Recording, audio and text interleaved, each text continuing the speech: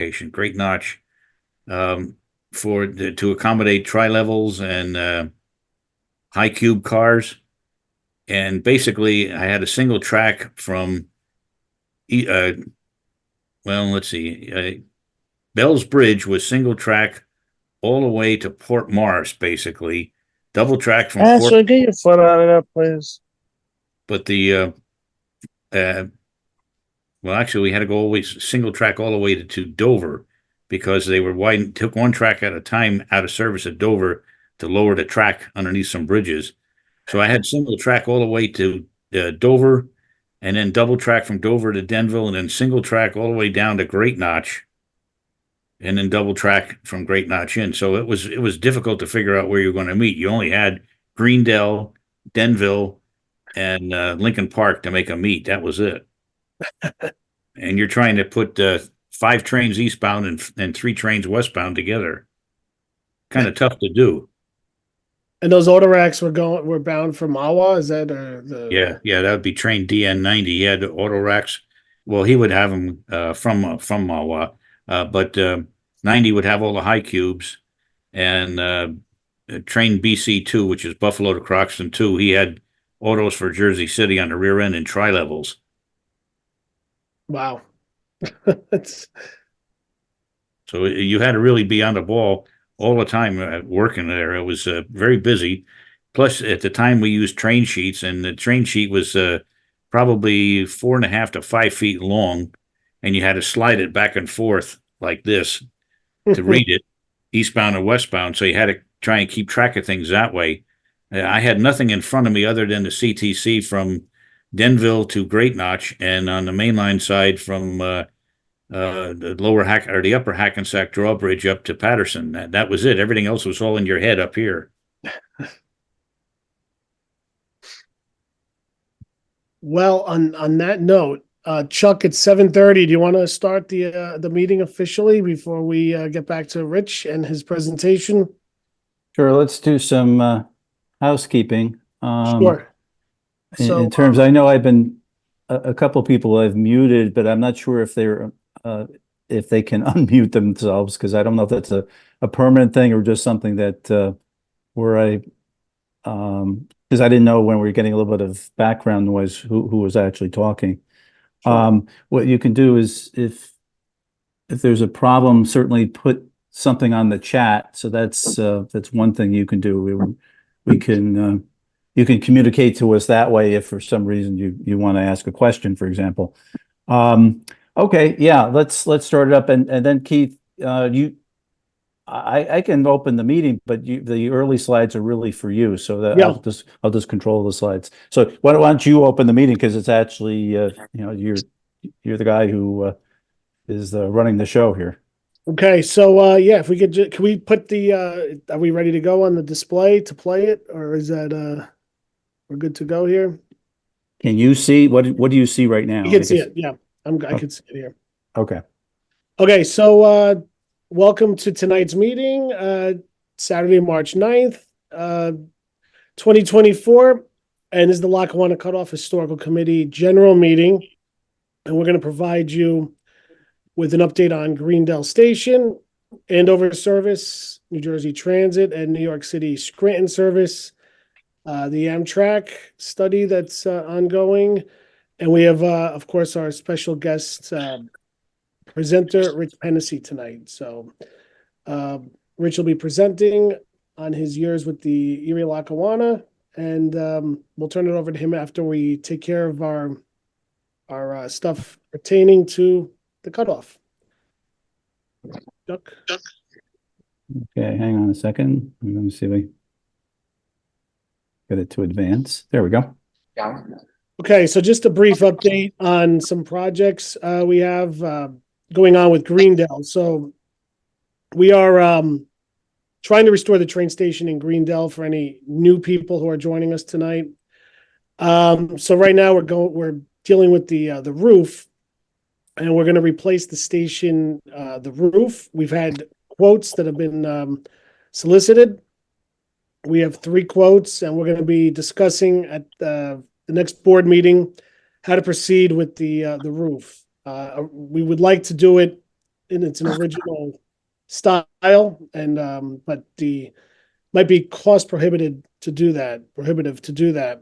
So we're looking at shingle roof style to do that, and we'll be discussing at the April board meeting. So we'll have an update on our Facebook pages as to how we're going to proceed with our roof.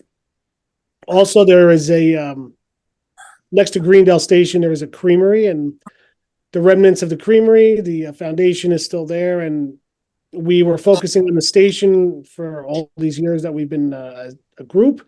So we'll be doing some brush clearing around the station, the creamery in April. We have ongoing maintenance that's going on around Greendell Station. We will be getting an electrical quote from JCP&L after our roof project is complete, after we get the shingle roof put on. We have Matt, who is working on a preservation plan for fundraising, and we will present our plan later this year. And we have Austin, who is in discussions with David Rush, a former DLNW employee, on creating some Greendell Station signs. So in the original style and font that the Lackawanna had. So those are some ongoing projects. A little bit more on the roof. We had a large donation from one of our members who would like to remain anonymous at this point, in the amount of $25,000. And like I just mentioned, we have 3 quotes. 2 quotes were solicited by Steve K a couple of years ago, and we updated them more recently. And we need to clarify those quotes with the lower bids. So we'll be discussing that, and we have an issue with the cross beams that are under the roof. So we're just going to follow up and revise those numbers before the next board meeting, which we will be meeting in early April. And then we'll decide on a quote, and hopefully you'll see roofers and some pictures of the roof being replaced in the near future. We will be having a open house on June 8th. And if anybody's in the area and they want to stop by, it'll be from 10 a.m. to 12 noon. And hopefully we have good weather that day, and you can feel free to walk around the grounds and, see the station. And hopefully there'll be a roof on at that point. We had our 2023 Santa at the Station event. This was our second event, the second year we've done this event. We had better weather this year. First year we did it, it was quite rainy, and we didn't have a large turnout. We had a better turnout this year, and we anticipate this event to grow, and we look forward to doing it again later this year. And so check out the Greendell Station Museum page or the Lackawanna Cutoff Historical Committee page for an update when we select a date for this coming year, 2024. Austin, one of our board members, created a Greendell YouTube channel. So as of March 1st, 2024, the Lackawanna Cutoff Historical Committee has a Greendell Station Museum channel. Okay, and Austin will be moderating the channel and uploading content. And there's a link there, and that's the address. There is a Greendell Station band, a cover band that exists under the same name. And they actually use the tower as their logo, but as far as I know, the band is not in existence anymore. So if you go to YouTube and you search Greendell Station, you might come across the band. So just make sure you don't confuse our channel with the band. Chuck, you want to talk about this one, or do you want to? Yeah, because I did some a little bit of research and behind the scenes on our page. Okay, as so of Chuck, this, I'll turn it over to you. Okay. Thank you. As of this morning, we had 3,354 members in our Facebook group. And a little bit of metrics, 814 membership requests since April 1st of last year, of which we approved 805, and we don't decline that many, but every so often we have to, unfortunately, and you can see the 19 people have been blocked as well since that time. And 832 requests have been reviewed. I've added this note here because I see over a period of time lots of people being invited by members, and this is a great thing. But the problem is that the person who's being invited, who's not a member, has to accept.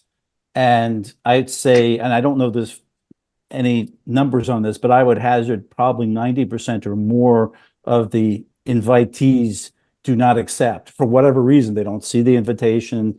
They don't want to join for whatever reason. But just to let you know, if you invite someone, you really need to let them know, because I guess it comes up on the timeline and then it's gone.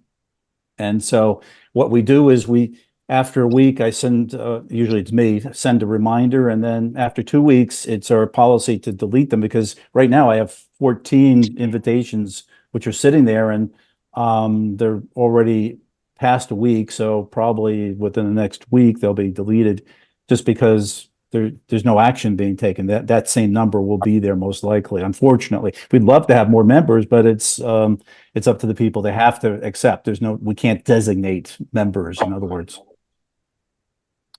So just a little bit to let you know that even the Lackawanna Cutoff Historical Committee is by far the largest cutoff Facebook page. There are other pages.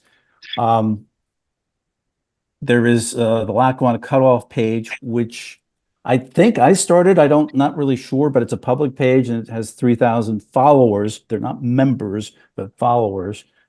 Then there's another page which we didn't have anything to do with this. In fact, it may actually predate all of us. And that was started by James Ganley. I think he lives in nearby Hope Township up here, and he has 813 members as of this, I think yesterday it was. Also, I administer the North Jersey Rail Commuter Association. That's a group I've been with since the mid 80s, and not as a Facebook page, but actually I created a Facebook page at least good 10 years ago. Then, as you know, Greendell Station itself has its own Facebook page, and that's administered. I don't usually get involved with that. So Keith, I think you and the other guys probably administer that. And then finally, there is and I can't find this, so it may have been deleted, but there was a I don't know what it was called, stop the cutoff or something like that, I'll call it an opponent page. And that has since disappeared. I can't find it, so I don't know if it even exists at this point. So just FYI. Okay, I give you a map of the cutoff because we're going to be talking a bit about it. I'll point out Lake Lackawanna because we'll talk about that, Andover, Roseville Tunnel. Those are the things we'll be in the New Jersey Transit portion be concentrating on, because that's where the New Jersey Transit project is. So first of all, work restarted in 2023 after 11 years of inactivity. That was a long 11 years, I'll tell you that. So as of 2012, a little over 4 miles has been laid on the cutoff in 3 disconnected sections. To review the Hudson Farm work, please, if you're not muted, please mute your microphone. Okay, thanks. Hudson Farm, which is probably 8 or 9 years worth of delays, that work is finally complete. The shortening of the tunnel, Roseville Tunnel, to below 1,000 feet to abrogate the need for a ventilation shaft, that work is complete. The Colby Cut and east of the tunnel rockfall mitigation project is also complete. So that's done. So basically now all the work that's being done is in Roseville Tunnel. They're in the process of putting a lining in, and I was in there yesterday, not in the tunnel, but actually talking to my friend there in the trailer at Andover, and he was showing me they have, I guess they must do it by some sort of sonic type of I don't know, instrumentation, but he was showing me there are places where they've inserted or basically shot into like between crevices and such, like 6 or 7 feet worth of concrete into the tunnel lining, and the concrete lining is growing as we speak. every day almost. And at some point, probably, I think in April, they will put a lining, which will be the impermeable barrier for water. And then they will put more concrete on top of that. So that is going to go through the rest of this year. I mean, they're saying that they're going to be done probably by the end of this year, but that'll also include the other projects, which are the lighting. There will be a walkway in there.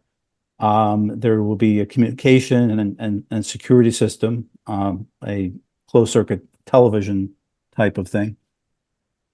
And then at well, I guess in the next page we'll get into that, where they'll actually lay the track bed without tracks, however, and that will be only leaving about 6 to 8 inches of area where ballast will be applied by New Jersey Transit when they actually put the tracks down, when they put the ties down, which at this point we're thinking 2026. There's some question marks here as whether this is slipping to somehow, in a sense, match the Amtrak schedule. We don't know. I'm just getting mixed messages about that. So I can't be really firm as to what the deadline, or I would say the deadline, but actually the timelines are on that. So New Jersey Transit being a little bit vague on that, and I'm getting scuttlebutt back that may be slipping. We'll see. I don't know. So there's still some clearing that has to be done from Lake Lackawanna to the tunnel. That's about the only section at this point, except for a little bit around the grade crossing in, I guess that's considered a pack on there that needs to be done.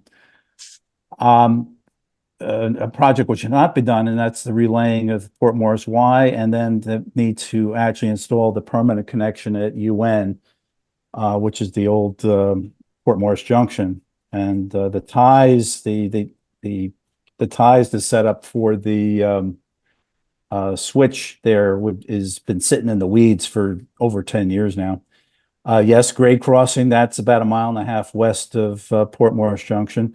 They'll be putting up a communications tower over the tunnel. That's been added into the project. The Andover site, they won't be really working on that until very late in the project. In other words, they don't want the station to actually be there until it's basically service is ready to open. And they've also added on, they're going to do rockfall mitigation on Hill Cut. I'll show you that in the distance. That's the cut that's just east of the station at Andover. And opening a service, well, at least the last we heard was 2027 for Andover service, but not sure. I'm going to leave that as an open question. We'll have to see, to be determined at this point, whether it's going to slip to 28 or not. Okay, this is Hudson Farm. I took this photo yesterday. There was a red barn right in the middle of this. This is all, it's gone. The pipe has been replaced. And there you see the pipe goes underneath the road there, or up, well, driveway actually. And this is the project that held up Andover service, or the Andover project, for about 9 years. Also taking yesterday, this is looking from Roseville Road overpass towards the tunnel. It was late in the day, unfortunately, so you can't really see the tunnel so much. But the thing is that the tunnel actually has this shroud or a covering, so you can't actually see into it anyway. And this is in the opposite direction, looking towards Andover. Just at the end of where the curve begins is where Hill Cut starts, and that's where they're going to be doing more rockfall mitigation, but that's at this point another year or two away, I would say.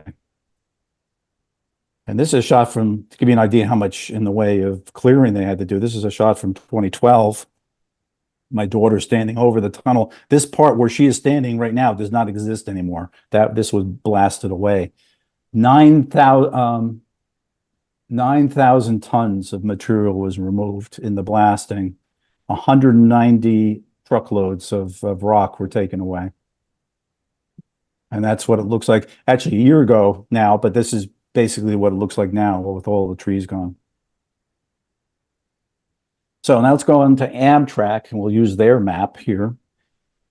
And you'll see that both the Morristown line and the Montclair or the Montclair Boonton line are highlighted here because trains are going to be going in on both routes. So to review Amtrak, we go back to 2021. You have the so-called infrastructure bill, which provides 18 billion, a little over 18 billion for new Amtrak corridor RD projects. In 2023, March of 2023, PennDOT applies for the New York to Scranton service with the Pennsylvania Northeast Regional Railroad Authority and New Jersey Transit as co-applicants.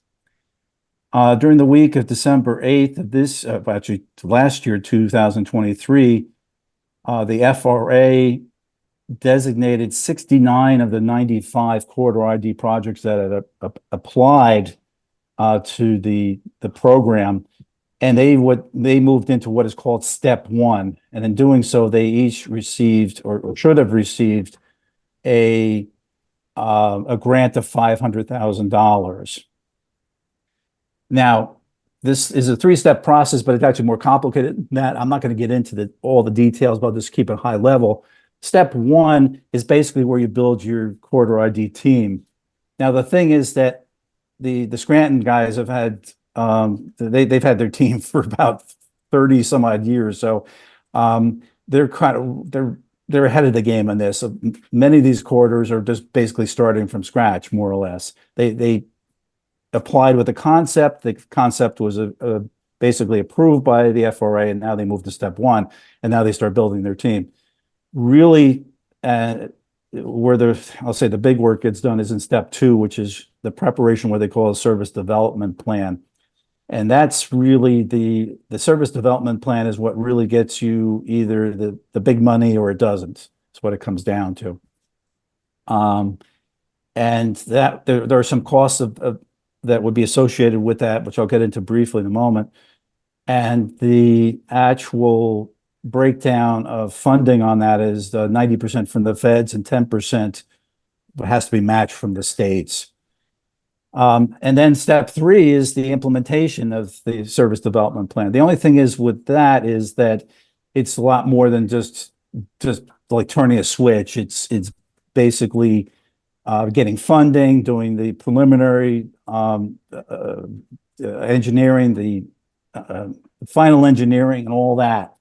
So, and one thing that's important to keep in mind for step three is that any project that gets into step three probably is going to go all the way because they're basically building a wall there between step two and step three. FRA is they're not probably going to be permitting just any project to get into step three.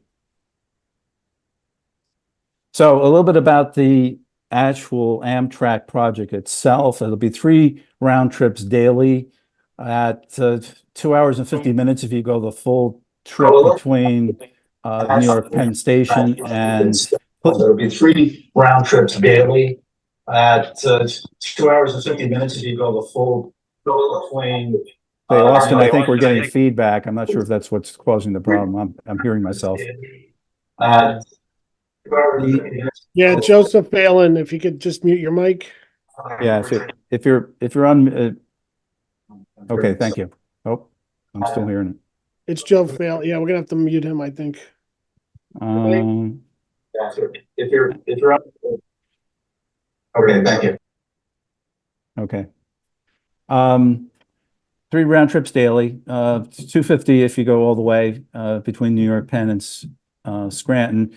Stops will be at North Broad Street, Montclair and Montclair Boonton line, or Morristown if the train goes up and down the Morristown line. Dover, Blairstown, East Stroudsburg, Mount Pocono, and Scranton. And just an FYI, the Blairstown Township Committee just adopted a resolution of support back in mid-January. So here's what we expect in terms of timelines: 1 to 2 years for additional study and engineering, 3 years for construction. If all this goes according to Hoyle, well, we're looking at the possibility of service in late 2028. What does it entail? Well, it'll be upgrade of trackage in Pennsylvania to FRA Class 4. It's currently mostly either FRA Class 2 or 3. So that would allow 79. Not a lot of 79-mile-an-hour running. That would be probably mostly on top of the mountain, but and some like Antelope and such, but it'll be isolated. On the cutoff, though, it'd be interesting. We're looking at the 21 miles of the cutoff west of Andover to the bridge over the Delaware, possibly being upgraded to FRA Class 6, which is 110 mile an hour. And the Port Morris to Andover section, which is New Jersey Transit, will either be 70 or 79. We don't know yet. It will be Class 4, so technically it would be 79, but we don't know if that'll be permitted or not. Then there's going to be the rehab of the two viaducts, and then positive train control, which is a big deal. And then there will be new train sets. We hope they will be ready in time for the service, the Aero train sets for Amtrak.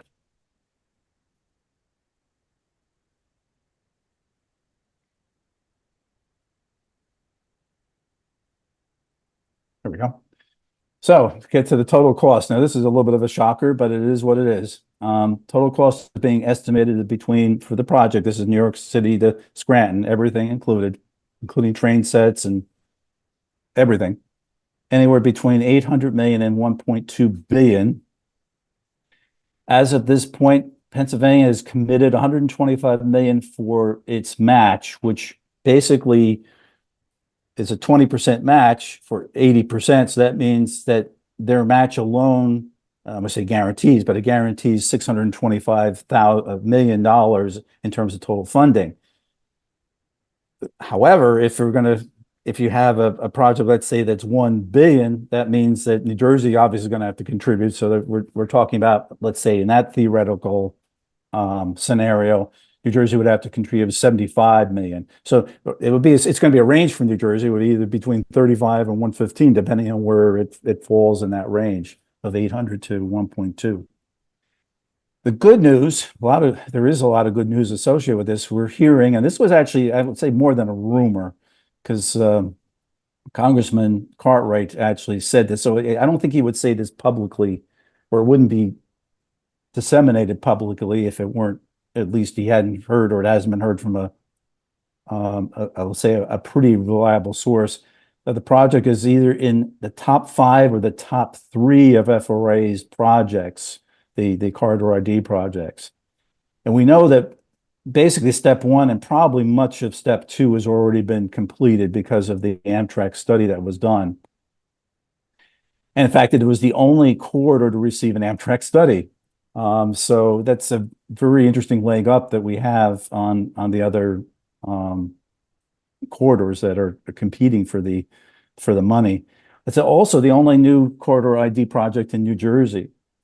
It's also the only all publicly owned corridor in the corridor ID program. There won't be any Class 1 freight railroads such as CSX or NS involved, and then there's no freight traffic on the cutoff that is anticipated, although there will be local freight both east and west of the cutoff. And this is the front page of the Amtrak study that was done. It was released in March of 23, just in time to be submitted with the application to FRA. And here's the schedule, proposed schedule at this point: 3 westbound and 3 eastbound trains. They at least at this point, because of the slots that are limited going into Penn Station, New York, they're not in the middle of rush hour for the most part, but at this point they are what they are. So and with Gateway, that this will become less of an issue as we go down in time. But at the beginning, at least you can run trains, because people are saying, oh, you can't run into New York, you have to run to Hoboken. No, you can run into New York. It's possible. But as you can see, also they're routing such that they will either go Morristown or the Montclair Boonton line, depending on the train. And just to talk quickly about the YouTube channel for the Lackawanna Cutoff, I'm in the process of editing part 38, which is an interview with the late Mike Del Vecchio, who passed away last August. I've had several episodes that have been in between. So that's the reason why I'm only getting to Mike's interview now. We have some more that I'm tentatively lined up. The 39, there would be UFOs on the cutoff. Part 40 will be the Rockaway Valley, which is a railroad that's always kind of fascinated me. And we're doing that as a comparison to the cutoff, where the cutoff was basically spare no money in terms of building it. And the Rockaway Valley was done as about as cheap as you can imagine. And then in part 41, we'll see if this will turn out with the Conrail and the cutoff. And then after that, we'll see, see what other episodes I can line up over time. That's more than enough to right there with all that. And then I'm anticipating doing an update, which is a separate category of videos on both Amtrak and New Jersey Transit, what's in store in 24. So, Rich, do I need to introduce you, or I guess I should, right? Or Keith, do you want to do the introduction? Either me or you. Yeah, that's fine. Also, but Chuck, one other quick thing. So any Yes. updates? So we're meeting tonight, obviously, via Zoom and our YouTube channel. If there's any updates after this meeting, going over through the summer and into the later part of the year, be sure to check out the Facebook pages for any updates pertaining to the cutoff. So Chuck is on top of it with his posts and his videos, and so we usually do these public meetings about twice a year. So in the stretch that we don't meet, you can always check the Facebook page out for updates.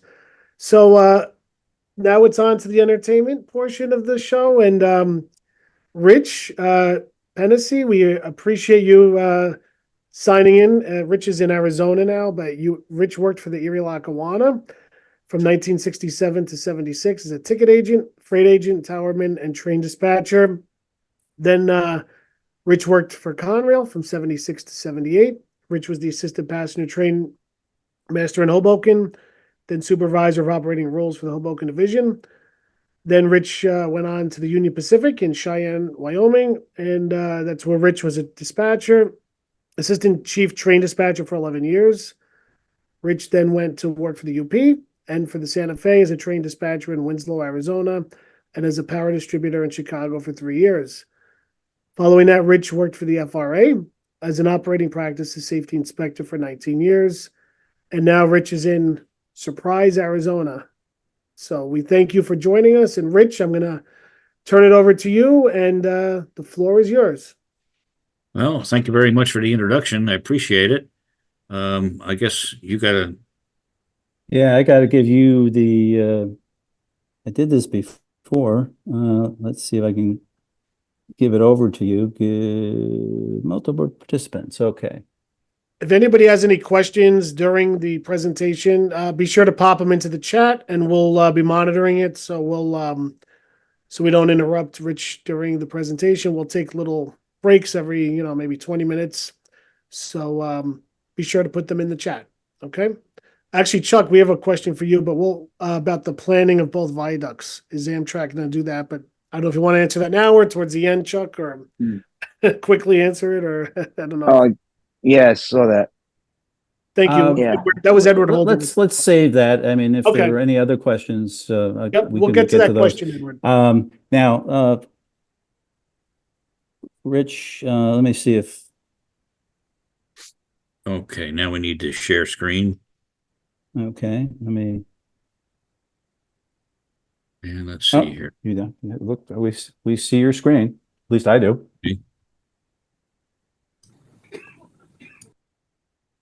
Okay, can you see this in full screen now? Yes. Yes, we Okay, do.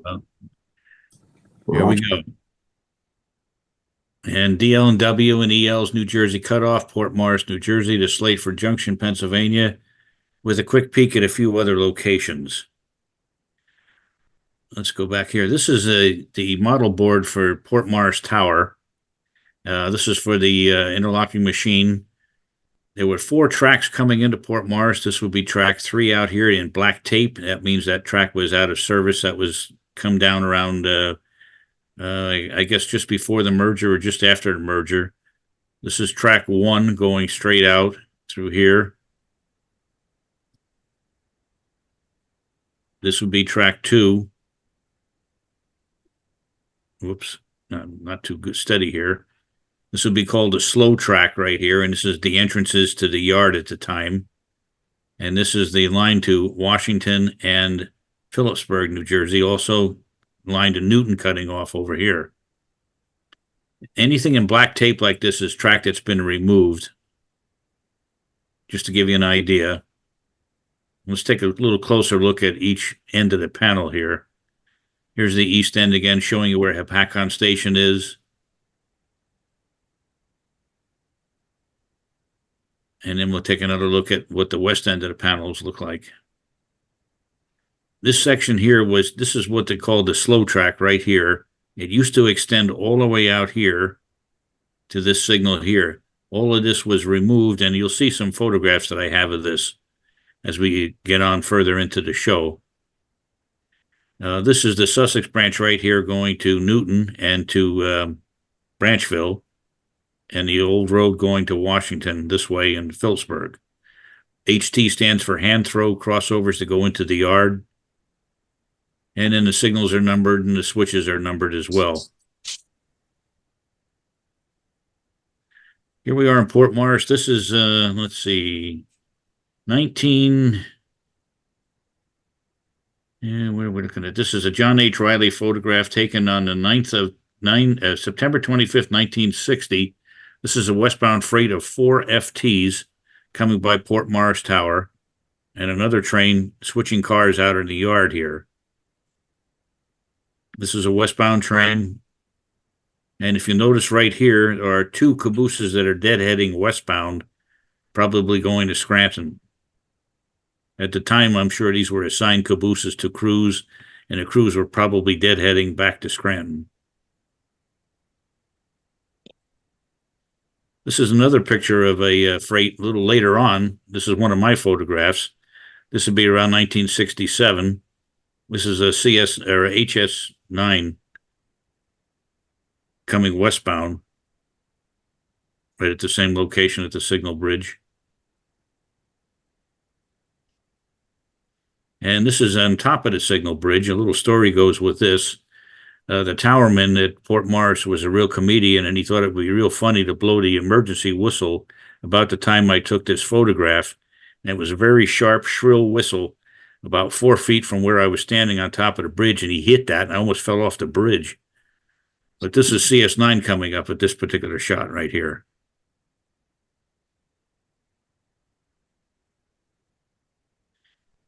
This train right here is a special that ran in July of 1975. This was the C&O Railroad doing an inspection, possibly taking over parts of the Erie-Lackawanna instead of going into Conrail. That failed for whatever reason. And this is the train westbound. You can notice that here that the fireman's giving a nice wave here to us as they went by.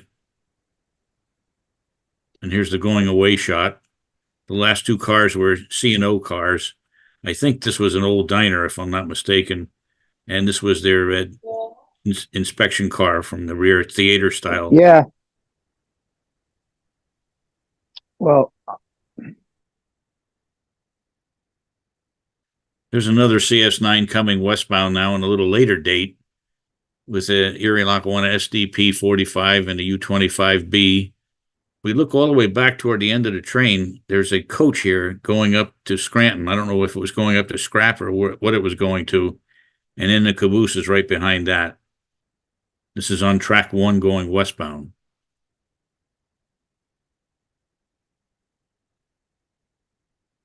This is an eastbound. This was SC2 back in 1967 at Port Morris. He just arrived. He was going to make a pickup here of these cars off the slow track. 8454 is my favorite locomotive. In fact, I even have that as my license plate number here in Arizona.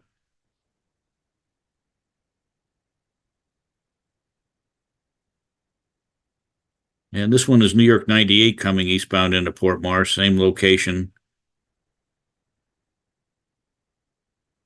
This switch right here is off the slow going into the yard. This is the slow track. This would be track 2 eastbound going toward Dover.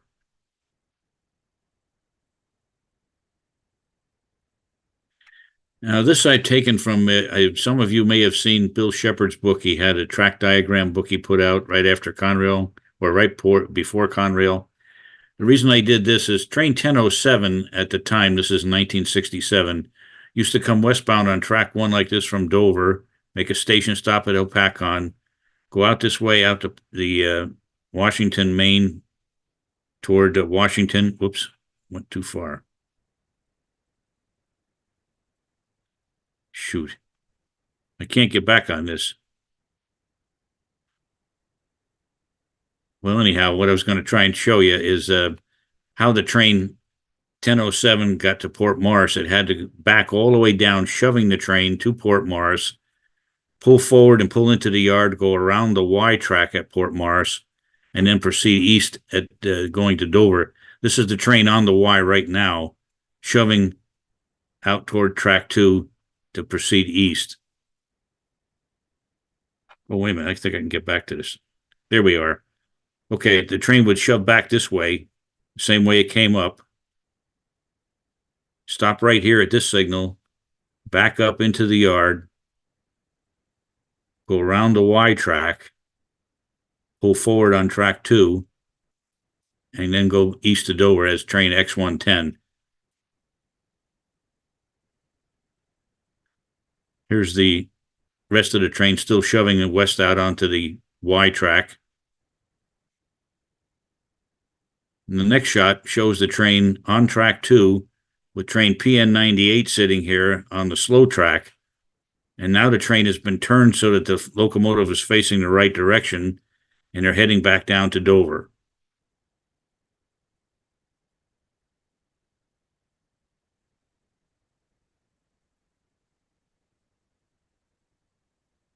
This is what was called the P-Burger, a train that ran from Phillipsburg to Port Morris every day, bringing eastbound cars and westbound cars to the yard for pickups.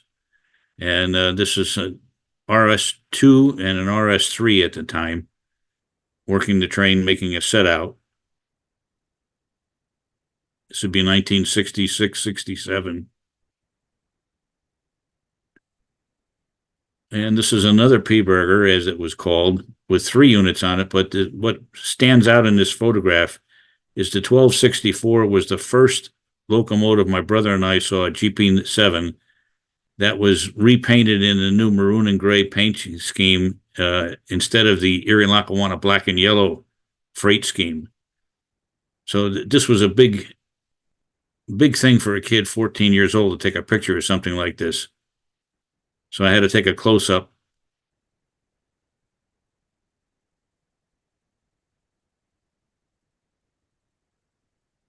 This is on the same signal bridge again. This is in 1968, and eastbound freight on the track 2 right here. This is the slow track, as I've been talking about, and this is the switch that goes in toward the Y to go around this way to come back out. This would be main track 1 right here. The Jeep here was the Towerman's car, and the Ford here was my brother or my car. We both had a 64 Ford.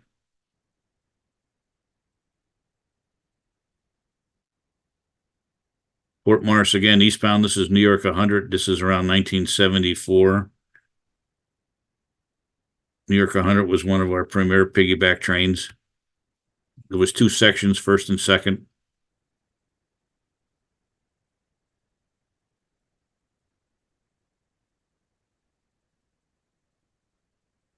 And this is the P-Burger, just to show how things changed. This was under Erie-Lackawanna. This is in 1971. At the time, we were still using RS3s and RS2s on the P-Burger.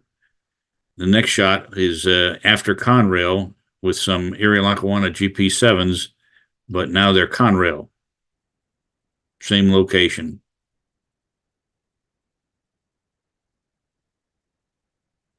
This right here is the entrance into the yard off the slow track. That's the signal to come out of the yard.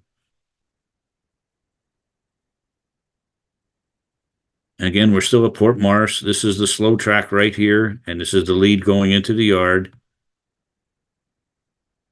This is track 2. This is a train called PN 98, stopped here. Westbound, this is train CS 9 coming by. And over here on the right-hand side is the P-Burger coming in to make a set out into the yard. So this happened fairly reasonably on a regular basis. In the afternoons, all 3 trains could possibly be there together at the same time.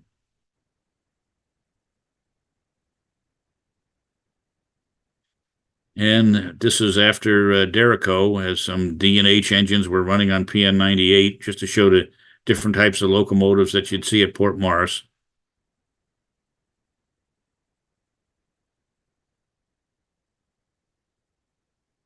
This right here is on January 3rd, 1972. This is the first joint Erie-Lackawanna train, ES 99, running from Elizabethport to Scranton.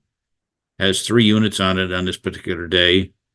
This is the car inspectors here inspecting the train as it rolls by, giving them a roll-by inspection. And this train was going to Scranton. This is on track 2, and he'll go all the way across the cutoff.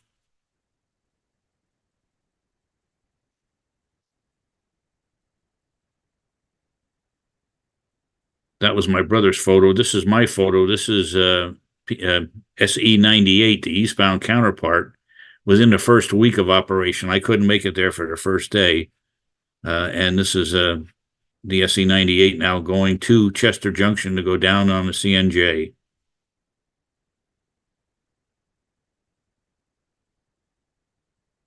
And this is another ES 99 at Port Morris.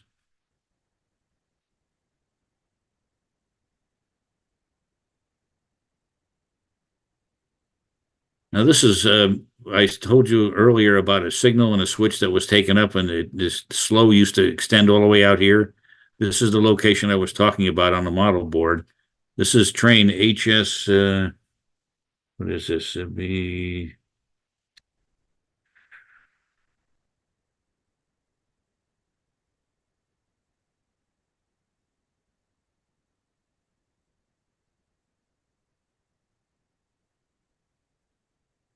Yeah, can't remember if it's HS9 or something.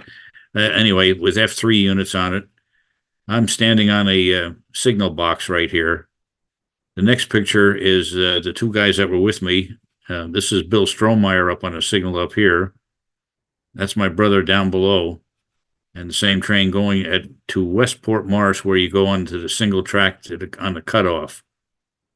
Say, Rich, I hate to interrupt you, but I have to mention this. Just literally, I'd say maybe 150 feet in front of the locomotive is where the County Road 602 grade crossing will be. Oh, really? It's right there. Yep. Wow. And the old roads, the old 602 is literally just below us here, because you can see the like a little bit of a fence right at the very bottom here. Yes. The roadway is right underneath there. So, but that's the old one that's abandoned, but the grade crossing would be just in front of you. Oh, boy. Interesting. And this again is at the same location where the slow track was taken out, just to show you how it's changed. And this is a CS9 heading westbound with 3 RS3s. RS3s and RS2s, I should say. Am I going too fast here, Chuck? No, well, that's I think you're You're good. doing fine. Okay. Okay, this is to show you what the cutoff actually looks like on a CTC machine. This is main track 1. This is main track 2. You go to single track here at this location. This is Greendell here, right, with a passing siding. This used to be a dual switches right here in the middle of the siding. The siding was twice as long as it was at the time of this photograph. They've removed those switches and the signals, so now it's just a shorter siding here. Greendell, Blairstown sits right about out in this area here, and this is East Slayford or West Slayford Junction. This was controlled from Stroudsburg Tower right here. That's, you see here on these switches here, rusty rail on these 2 switches. That means that there was not enough traffic to keep the rail keep the rust off the rails out here. So what the railroad finally decided to do is anytime a westbound went by, it always went through the siding to keep the rust off. And the eastbound trains always held the main track, keep the rust off that way. Say, Rich, can you, you may already plan this, to talk about this, but there actually was almost like a dark, I'm going to call it dark area, but it was a place where you didn't know exactly where the train was. You just knew it was in there someplace. Can you Right maybe? here where I got that little arrow right now, Okay. that was the dark area. This is a train that's just coming off the single track onto the double track at Westport Morris. This is New York 100. He's eastbound.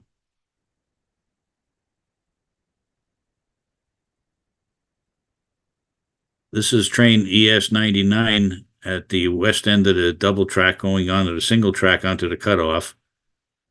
3061 and an SD 45 behind EL.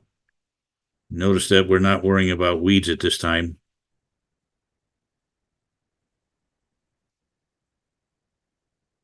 At the same location, this is an eastbound coming off the single track to go onto the double track to Port Morris. This is SE 98, 3069 and an SD 45.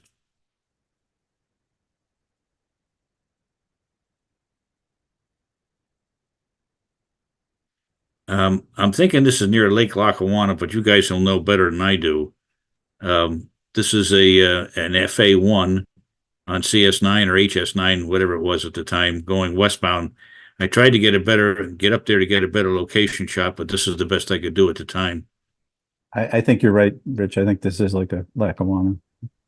Okay. I forget, I've been gone close to 50 years. That's pretty good if you remember that. And this is just west of that last location. This is HB1, which was the empty train going west to Buffalo to make the merge on time. HB meaning Hoboken to Buffalo. Two big GEs on there. U-36s. And this is just east of the tunnels. ES 99 coming with 3 units, a CNJ unit and 2 EL units. And you can see my car is way down here. I don't remember what this road was here. Maybe you guys know this one. That's Roseville Road. Roseville Road. Okay. Yeah.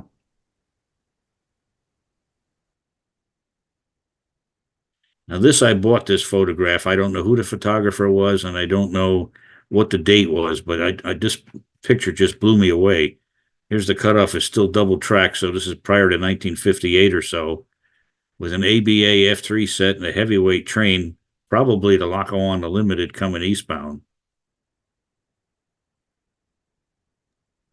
That would probably be, well, it'd have to be pre-Phoebe Snow, so this would be like 48, 49. Yeah.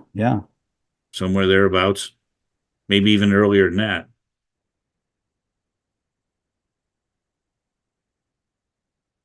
And here's when it's single track now. You can see where the other track's been taken out. And this is prior to the merger. This is like September 25th, 1960 of this eastbound freight with 4 FT locomotives. Just barely see the tunnel here. And this is a John Riley photograph.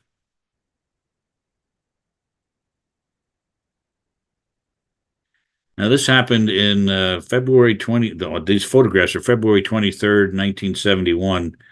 CS9 had picked up the M&E steam engine, the RS1 rather, and they were taking it to Scranton for some wheel work when it derailed at this location. Here's the tunnel is way back in here. You can just barely see it at the top of the photo here. We had to have an EL work train come out to re-rail the locomotive and change out a wheel set too. That was the same shot that Chuck had earlier when he was right, Chuck, you had a shot of the from that bridge before. Yes, Right. That's also Roseville Road that we're on right Yeah, here. it loops around. Yeah. And there's a little close up. There's a guy actually working right here. If you can just barely see him in here. This is the train master, Eddie Nolan.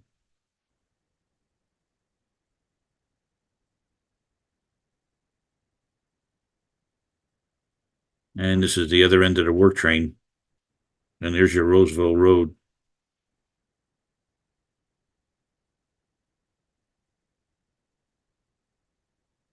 And here's the same spot a little bit later on.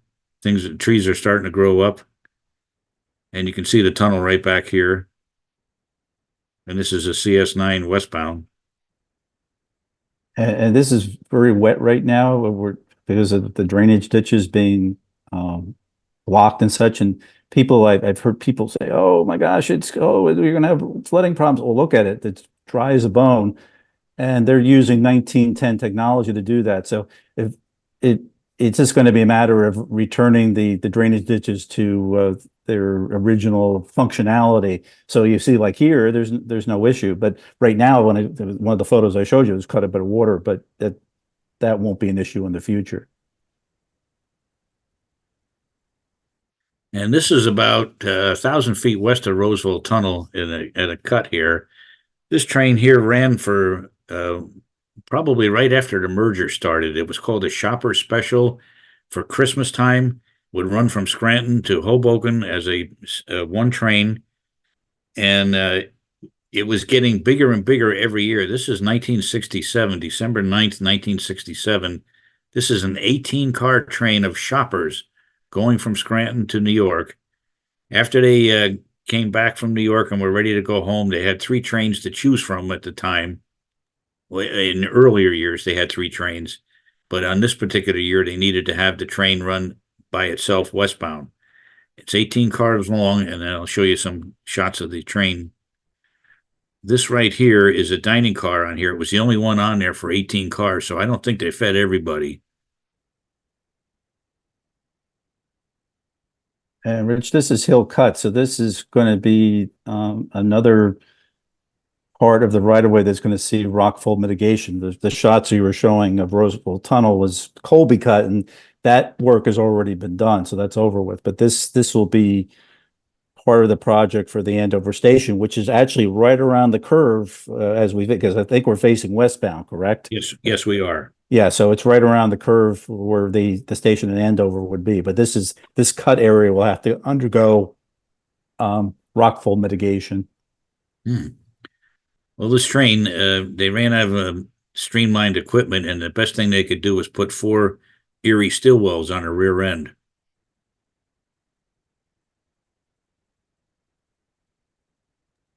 They must be making a lot of noise. I mean, that was a heavy train to be pulling. Oh, he was roaring. You could hear him coming from way, way out there. This is in Andover, Huntsville. This is the Lehigh and Hudson River main line right here, and this is a westbound going towards Scranton. This is my brother's photograph.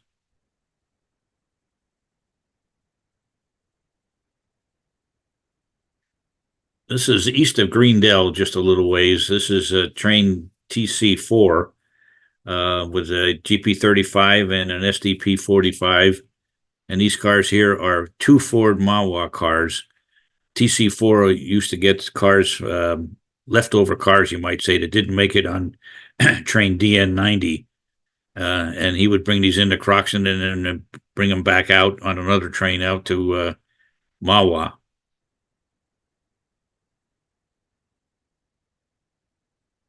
And this is at Greendell coming toward the east end. You see double track here. This is New York 100.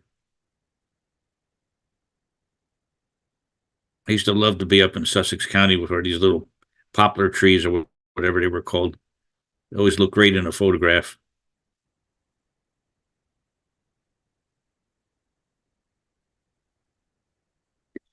And this is in 1960 again. This is a John Riley photograph. Oops, sorry about that. 3 train masters coming down the what would be the track 2 here. I don't know why it's on track 2 instead of track 1. This must have been after they single tracked the line.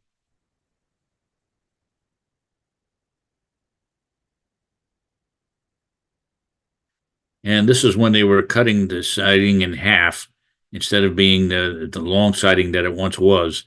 You can see here that they're taking out the crossovers, universal crossovers. And this is the Phoebe Snow coming westbound.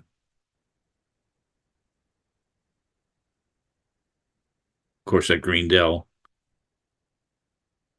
This is also the west end of Greendell now, and this is a business car special going westbound, 1969.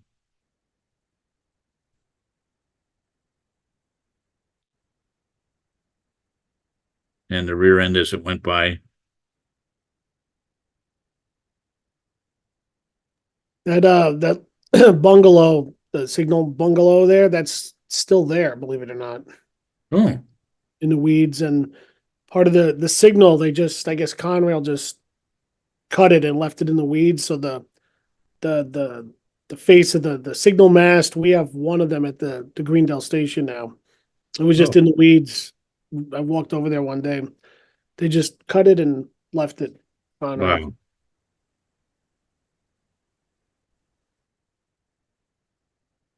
And this is EL train number 6, the Lake Cities. Should have been here about 6:45 or so, 7 o'clock in the morning, going eastbound. Roof still needs some work back then, too. Always a working project.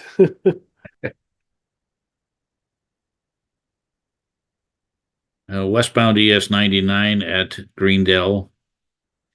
And you're going to see some photographs here. I stood on this concrete awning, you might say, to get these photographs. It was hard to get up there. My brother had to boost me up.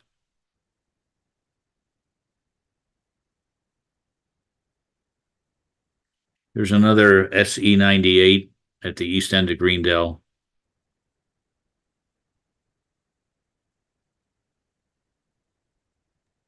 That's a track heater there, is it not, Rich? Yes, it is. That's the switch heater. Switch heater. And they use propane gas. Was that controlled from UN Tower? Yes, it was. Yes, it was.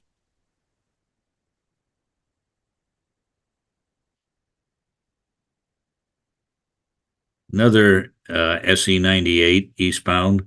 This is the Red Baron. If everybody knows what that was, this is when they first come out with their bankrupt red paint job. And had some piggybacks on it this particular day.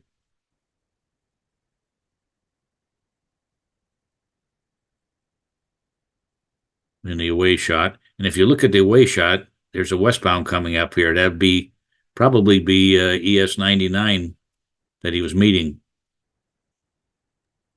That train came out of Elizabethport, Rich. Yes, that is correct. Did they make it to Scranton in one crew make it to Scranton, or did they? Mostly they did, yes. Okay. There were some days when it didn't, but the majority of the time it did make it. The Jersey Central crews had one side of the job, and the EL crews had the other side. And this is where I was standing on that archway over the door in the tower. This is an eastbound, let's see, this was a detour move. There had been some kind of a derailment on the Delaware division between Port Jervis and Binghamton, and trains were rerouted through Scranton via the cutoff.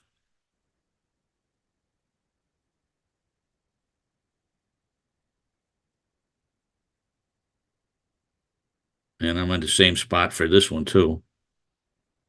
This was New York 74. This is meat reefers on the head end here.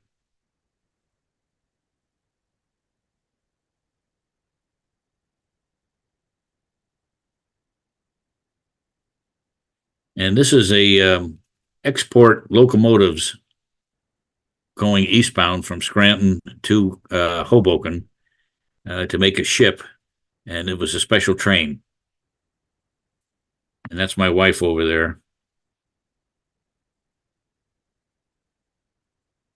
This was in 1974.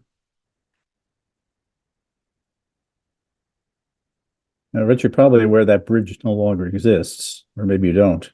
Yeah, I heard that it doesn't. I guess that's just another road crossing now, isn't it? It would be, yeah, for Amtrak, however, not New Jersey Transit. Right.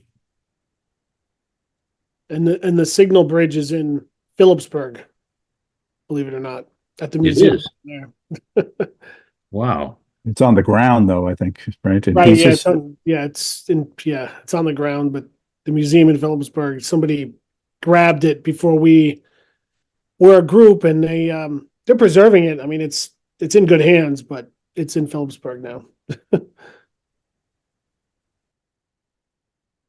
This is east of Johnsonburg, or yeah, it's east of Johnsonburg, New York 100.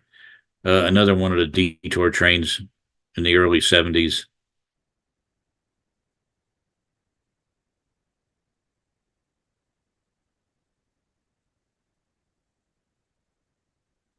This is in December of 1970, a westbound business car train. The rear car is a D&H business car. And there's Johnsonburg Station and, of course, the creamery.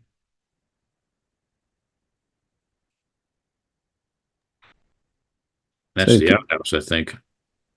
So, Keith, they looks like they have those original tiles on Johnsonburg still there. That's amazing.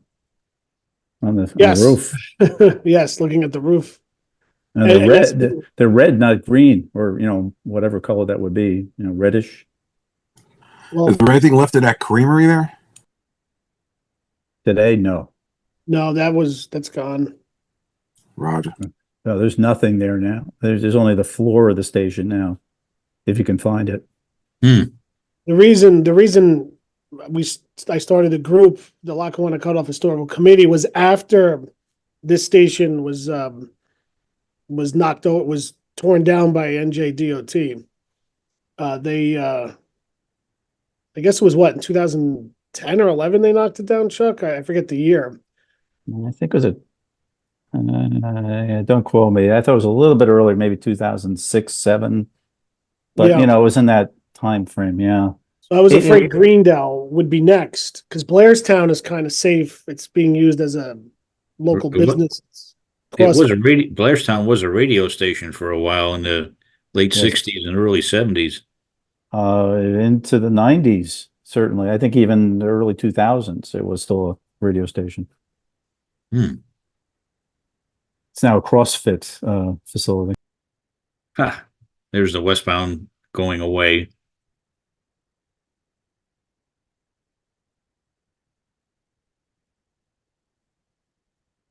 That's the Lackawanna Limited eastbound at Blairstown in 1949.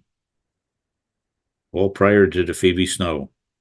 You can see one of the new streamlined cars right ahead of this.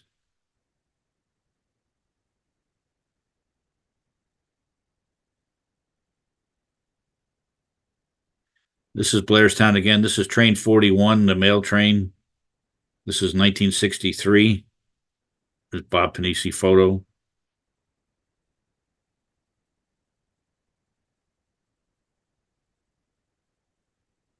And this is one of my photos. This is from a little 127 negative I took when I was about 14. This is train 40, the Pocono Express coming in. These guys are going to get the mail right here.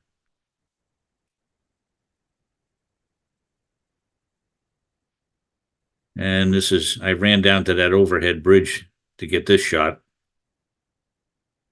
You can see all the head end that was on there, all the express cars and whatever. Yeah, this is Heller Hill Road. I see Joe Coccaro is on the call. This is where this is from. You would recognize that, Joe. And there's the going away shot.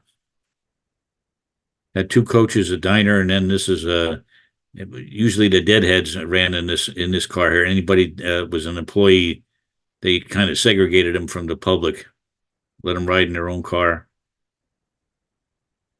Used to be a lot of people that commuted from Scranton down to Hoboken to go to work. That's an interesting question, Rich. I mean, we think of the commuter district as ending maybe at Dover or now maybe Netcom, but there were commuters. We know there were commuters from Blairstown. I heard East Stroudsburg. I guess Scranton. Any other places that you know of off the top of your head that on the line, west of where you would think no, you wouldn't see commuters, but there were. That's probably just about it. That's about it. I know when I was a young boy, probably around 8 or 10, my mother used to shop down in Newark, and we would ride the 936 out of Dover, which was the Merchants Limited, and you could ride that on a commuter ticket. That was the only mainline train you could ride east on from Dover. And I was fascinated with the streamlined equipment on it and everything. It was just fantastic for a kid. I remember reading your story, and I think if I remember right, you said you were disappointed you didn't get to eat breakfast or didn't get to eat any meal because the dining car was open. Yes, it was. Oh, geez, you did read my story. Yeah, yes. Now, this shot is August 1st, 1963. This is when the Phoebe Snow was re-inaugurated, where they put the Tavern Lounge back on a train and actually gave the train the name the Phoebe Snow again. This is at Blairstown. This is my brother's photograph. He was working as the ticket agent here for about two months. And it was a clear day in Dover when I took the photograph, but by the time it got up here to Blairstown, it was pouring rain out. I actually remember that because I was a little kid in South Orange, and I remember it was the day that the Phoebe Snow came back, and it was a nice day out by because my house was right next to the railroad. So you're right. At least at east of this, it was a nice day. At least I remember. I don't remember it raining. So it's interesting that it would have been like a cloud burst or something. Really. And here's the rear end going by. It was a nice train. It really looked nice. The sleeper's in a different location at this particular time. It used to be between the Tavern Lounge and the diner. And on this particular day, the sleeper was on this end. And those Tavern Lounge cars still are in existence. Metro North still uses them in their. Yeah, hopefully somebody will save them. Yes, absolutely. You got my contribution. That's the inside of Blairstown Station. I couldn't find the other one. My brother took a picture of me acting like a ticket agent in there behind the cage. You could see the ticket case and everything when I was inside there, but I can't find a negative, so I wasn't able to put it in this show. Yeah, this is there's still passenger service at this point, I take it? Yeah, it sure was. This is 1963 or 64. What happened was I talked to Andy Barbera. I don't know if any of you guys know him. He was an engineer for the EL, and he was on number one, the Phoebe Snow. And I talked to him one day, and I said, I want to go see my brother up in Blairstown. Can I ride up in the cab with you? And he said, sure, come on up tomorrow. So it was summertime, so I did. Rode up in the cab with him to Blairstown, and I brought my baseball mitt and baseball bat and baseball, of course. And my brother and I were pitching back and forth between the two doors. There's a door over here and a door over here in the baggage room. And we were just throwing the ball back and forth in there.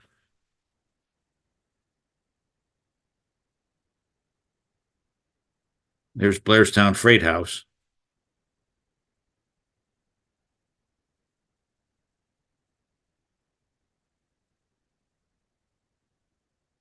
And this is an eastbound in 1974 and 1975 going by Blairstown. U33C and an F3B and an F7B.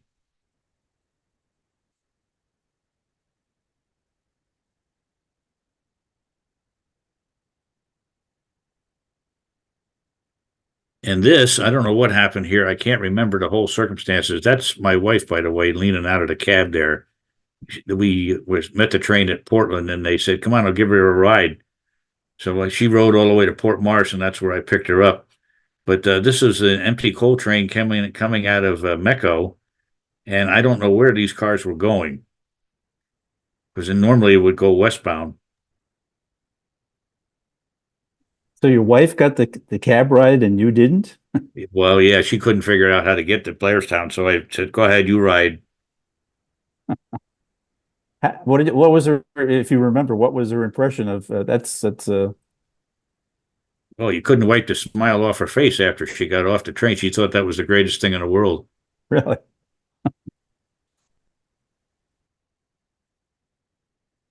Well, I guess we know where that is. That's Haynesburg.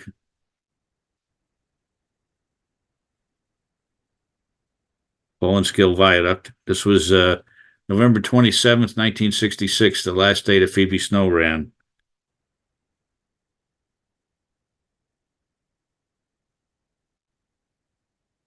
And Artie Erdman and I were on a road trip here. This is when I was trying to qualify out here as a dispatcher. And while we were driving along the roadway here, CS9 came up. So we got a picture of him there.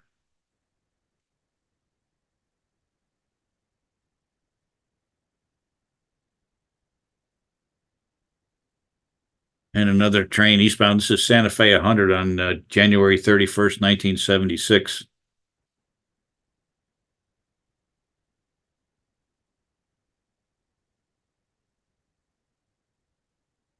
This one's out of focus, but I put it in here because this is actual loads of coal.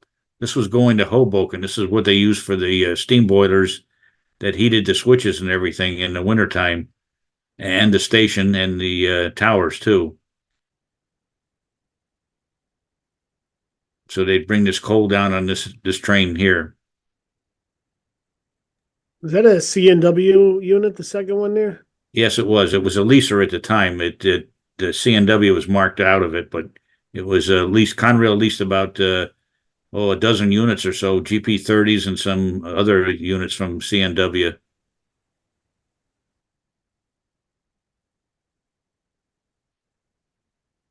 And this is out at what do you call that here? I can't think of the name of that road here. Wait a second. Stark Road. Yeah, that's it. Stark Road, Columbia, New Jersey.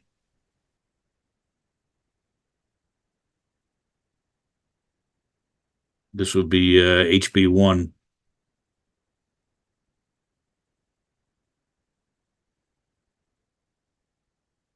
And this is a John Riley photograph. This is not the Phoebe Snow coming eastbound. I'm guessing it might possibly be the Pocono Express. It looks like that's a nickel plate baggage car, and that was a common occurrence on the Pocono Express at the time. This is from 1960 also, before the merger. Now, this is the last Phoebe Snow. This is the first section of the last Phoebe Snow. It had 7 cars. This was a diner back here, or a parlor diner, 2998 or something, I think it was. 3 coaches, 2998, 2 more coaches, and business car 300. That was William White's car. He was riding this section to Scranton.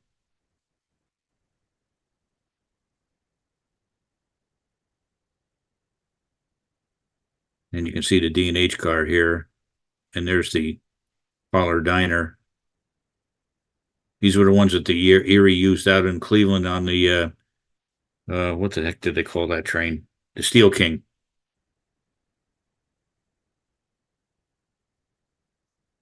And here's the last Phoebe coming. This was the darkest day for me. I really felt really bad when that train went by for the last time. Got my brother in that photograph, but at least I got the train. That sign was up there for years. I don't know if that's still up there. No, that made it into the 80s, but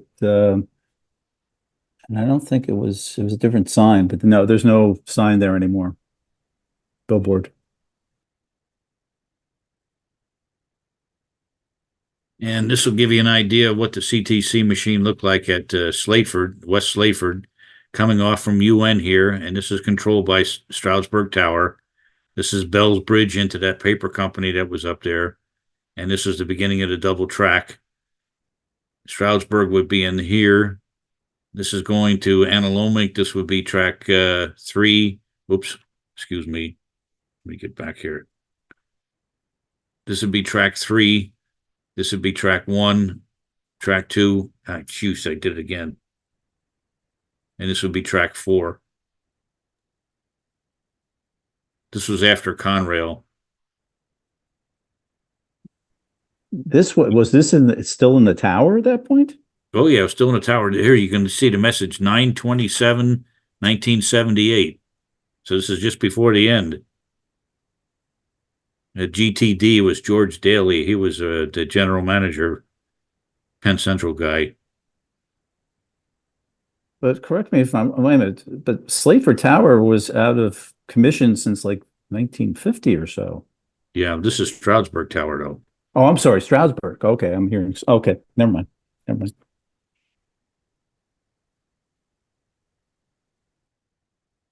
Okay, Slateford Junction, and this was probably the Merchants Limited train 26, F3A, BA.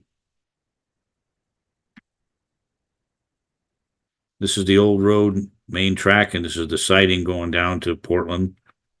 Used to be a turntable that sat right about here. I guess you guys know all this stuff. Yeah, that went out early. I'd say probably somewhere in the 1920s. It was only there for a short period of time. I think it was only like a 60-foot or so. Yeah, it was very short. I think you could still see a part of the outline today, even.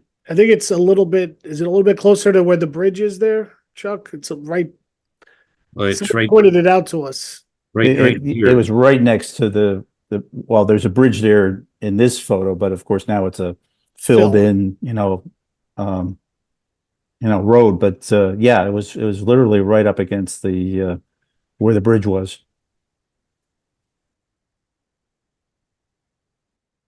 And this is November 27th, 1966.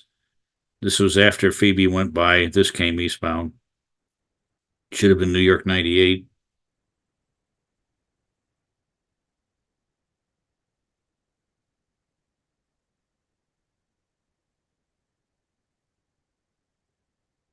And this is Santa Fe 100 delivering coal down to Portland to Mecco. Same train that I caught on Haynesburg. Were there a lot of people out chasing this train this day? Or is Well, I know me and my brother and Bob Bars were out here, but I saw a couple other people, not too many, maybe 3 or 4 other people. if the internet existed back then, there would have been It would have been 100. It would have been 100 people out there.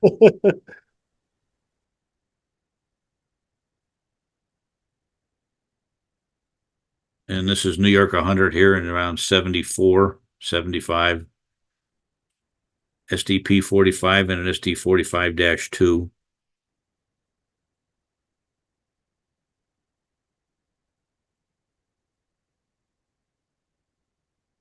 And this is after Conrail. ELSD P45 and a Century 628 on the Lehigh Valley.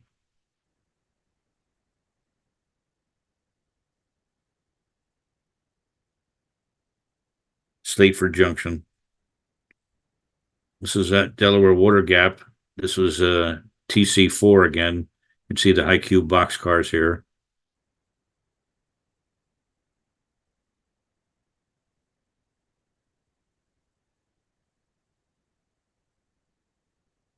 And this was a New York 98, right at the curve here for Delaware Water Gap.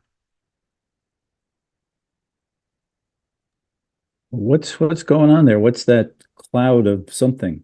The lead unit was blowing oil. Oh, okay. Just a little bit.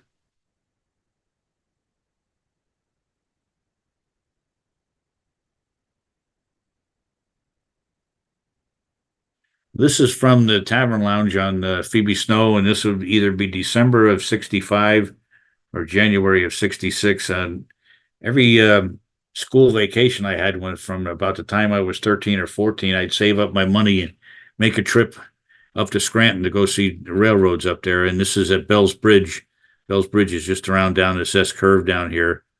This is an eastbound freight that was waiting for us to go get through with the single track. We are westbound, and that's a Railfans Corvair there. And this is going to Copper's Coke. If you notice these old containers here, Copper's Coke, when it used to be located just west of West End Tower by the Hackensack River.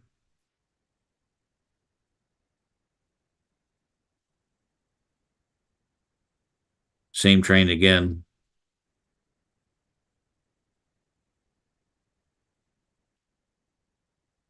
And this is Gravel Place. This is Santa Fe 100 again.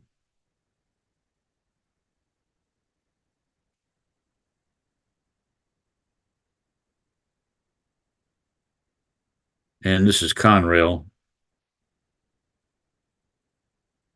This was a, what the heck was it? FM4 and a BH something or other.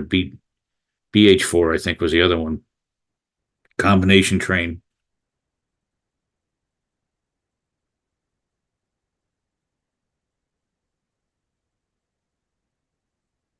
Stroudsburg, eastbound freight. This is not mine. I don't know who took this photograph.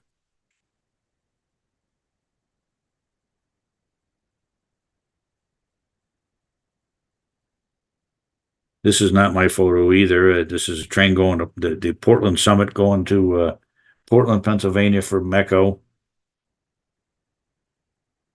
5 Jeeps on it.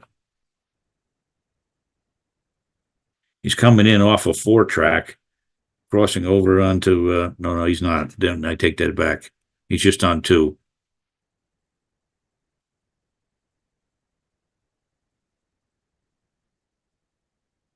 And this is way before the merger. And there's something else I got off the internet. I don't know who took this photograph either.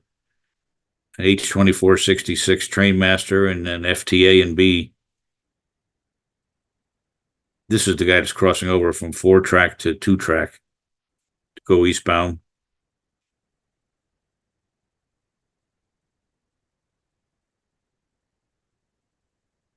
This was a deadhead business car train going back to Scranton. Let's see, it was in June of 71. The engineer's name on here was Paul Bohr, and this conductor on here was Frank Ehrenhoffler. Just going with deadhead equipment. There was nobody on the train.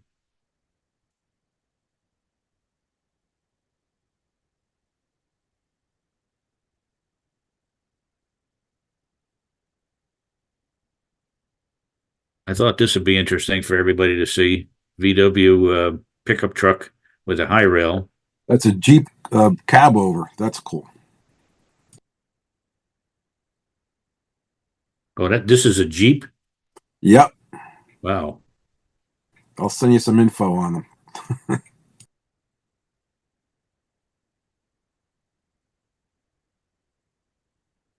And this is from the tail end of the Phoebe Snow again, and this is track 3 right here at Analomink. The signal was controlled by the operator at Stroudsburg Tower, but this was a spring switch here.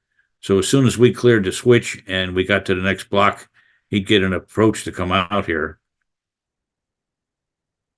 This is two, let's see, an F3 and an F7 and 2 FB units here.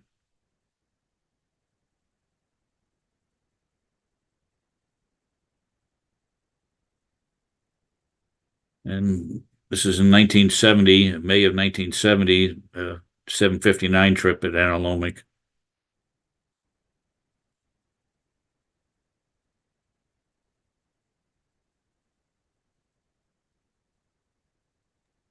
This area was devastated during the 55 flood. Yeah, you can see where it's, oops, sorry about that. You can see where this has been all cleared and riprap has been filled in here right after the flood. I've got the photographs of the flooded area with trains sitting here all derailed and from the flood in 55. And this is another Portland Summit going to Portland, Mecco, coming eastbound. And now there's the finally the end. And that's it, guys. That was amazing. I was looking forward to that all week. I wasn't disappointed. That you have great material there. Oh, I'm glad you liked it. Yeah.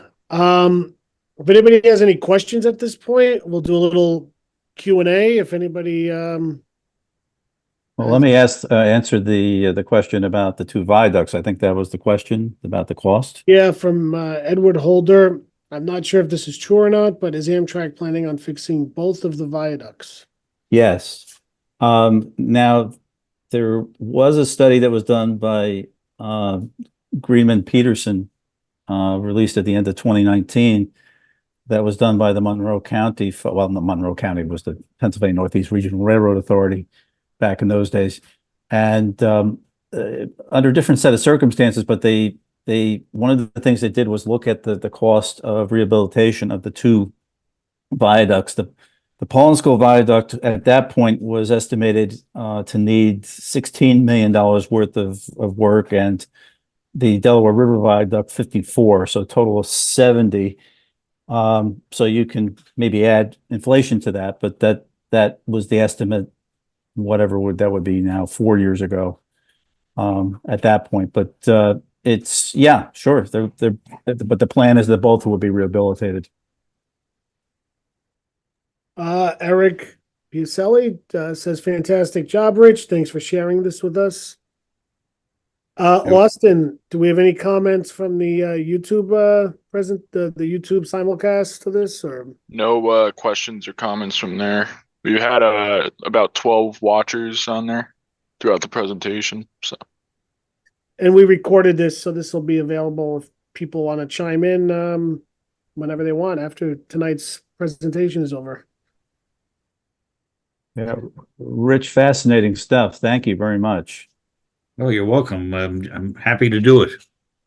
Thank you. Yeah, Lisa said this was spectacular. Rich, thank you so much. So, yeah, this was amazing. Some awesome photos of the whole cutoff. Rich, I might email you. There's the photo of the inside of Blairstown. Would it be possible to get a copy of that maybe at some point? Sure, no problem.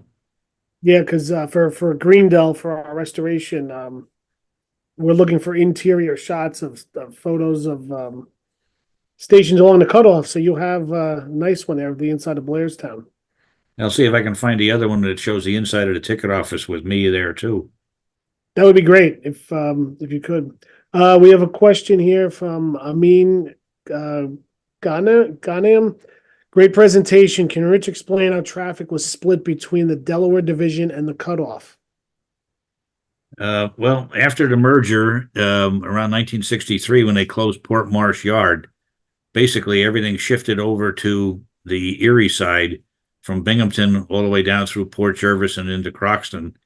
And that's also coincided with Route 80 being built down in Patterson when they eliminated the Boonton line and it swung over onto the main line. In 1974, they started rerouting things over the Lackawanna side, and the Erie side was down to about 2 or 3 trains in each direction for the duration till the Conrail, and the rest of the freight ran via Scranton. And Rich, I actually had a question. The U-34CHs, were they did they ever run the cutoff on freight trains? Because I had heard they ran on freight service on weekends. I've got pictures of them on the Erie side, but I don't have any pictures of them on the cutoff. I don't know if Yeah, they they ever did. did or not. They did. I got some pictures I could, that I actually seen it, and I didn't run any, but they did run I got a shot at Great Notch heading west and a few others through Little Falls and west of there that other people have taken, John Snogans. And they did, not too often, but they did run them on the cutoff. And they had to get them back for Monday morning for the commute. Yeah, until, NJ DOT caught wind of it and they put the kibosh to all that stuff. Yeah, they sometimes you see a U-34CH just dead in consist going to Scranton for wheel work or something like that, or a 90-day inspection. Say, Sam, did they make as much noise on the freight trains as they did on the commuters? Yeah, well, that was the FDL 17. They were like little choppers, no matter what. U-25s right on up to U-36, they all have that distinct sound, loaded up, Right. whether it's freight or passenger. Because, the U-34s, they were run up in Rev 8 anyhow for the HEP. So, but starting out, they would, make that chopping sound. But yeah, I mean, up and down as far as the cutoff goes. I mean, I remember coming out of Scranton East with U-25s, and you should hear that going up to Nayog. Oh my God, the doors were rattling, my ears were going deaf. But yeah, those GEs made a lot of noise. Yes. They call that crackling the way they were. Well, if we don't have any additional questions, I guess we'll wrap it up. I know you're on a time difference out there, so it's almost dinner time probably out by in Arizona at this point. So yeah, thanks for everyone for showing up, and if any questions pop up on the YouTube portion since we recorded it, I'll send them your way, and I could always answer it on the in the comment section. Rich, great presentation. It was awesome. And again, thank you for giving your presentation. Chuck, I guess that's about it for our March meeting. Yes, it is. Thank you. Thank you everyone for attending. And Good night, everyone. thank you again, Rich. And